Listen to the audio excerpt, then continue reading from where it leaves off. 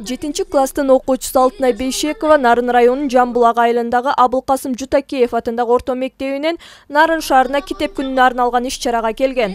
Жаш окурман түрдүү багыттагы китептерди окуп, көп нерсени билүүгө далалат кылат.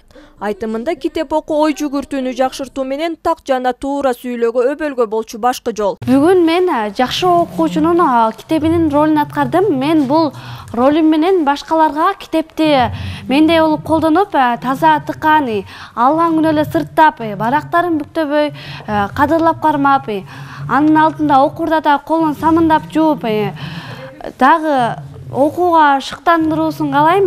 Китептерди көп окуганда ал өзүбүзгө чоңойгондо керек болот. Бүгүнкү китеп көргөзмөсүндө Эсенгул Ибраев атындагы райондук борбордук китепканасы мына ушундай китеп мааракеси деген аталышта өзгөчө китептерден турган тортду жасашкан.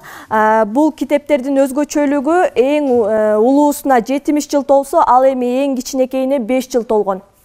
Бүт ийгилик китеп менен алынар, китеп менен асманга жол салынар деп аталган бул китеп көргөзмөсүнө райондун айрым айылдарындагы мектептердин жамааты менен окуучулар катышты.